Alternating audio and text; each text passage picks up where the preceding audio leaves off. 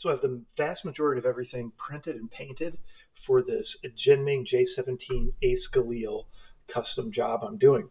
So the main thing I talked about was I'm adding a handguard. And of course that involved doing a lot of custom printing, prototyping, and building out this piece. So we've got this piece right here that slides in over the barrel. And you can see it's going to attach through the normal points. And then it's got a couple other things I've added for stability.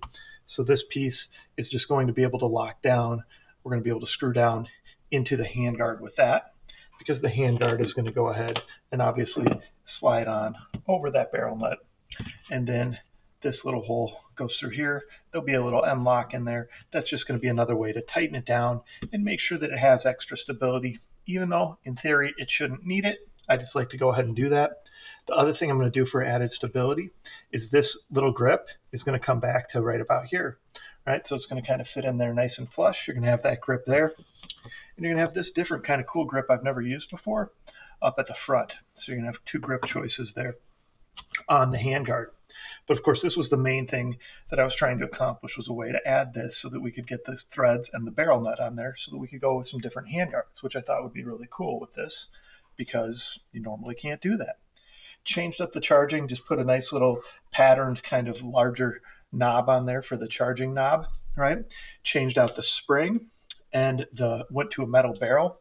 Now the metal barrel is quite a bit longer than the stock one, but it still terminates right about here, which I would prefer that it would go all the way to the end of the threads or slightly out of the threads. However, I don't have one of those around right now, so not a big deal. The fact that this is machined, plastic threads, I have more confidence in the stability of these versus if I had done like some printed threads that were out that far without the, the metal behind them to really give them more stability.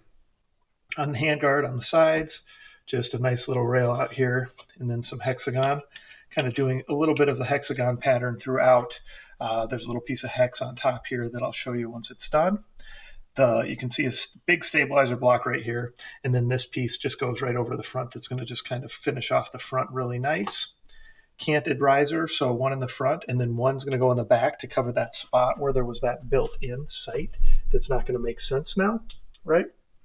This riser actually goes slightly over this piece and connects to this piece, so that's going to add more stability.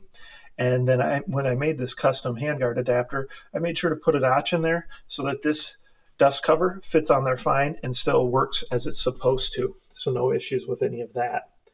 Other than that, got a nice, little flash hider that we'll put on. We got some sights that'll go on those canted risers. We'll go with this style kind of holographic. Going to do a few things to dress that up just a little bit. And then back here, this is the stock, the standard stock that comes with it.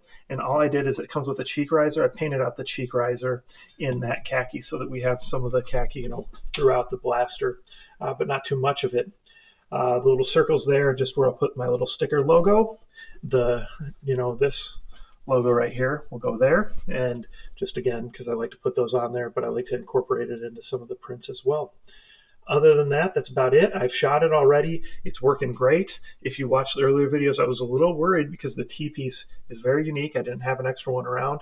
It didn't come off easy. The plastic barrel that was standard was glued in there super good, and so I couldn't get it off by boiling. Eventually I was able to get it off and drill it out, keep it smooth so that I could go to that metal barrel that was longer. So that's good. All right, so comments or questions, let me know. Of course, check back to see the finished, completed product. And of course, we'll do some demos and some FPS tests. I'm pretty happy with where it's at right now. And so, yeah, do that. Like, subscribe, share my channel with your friends. Thanks.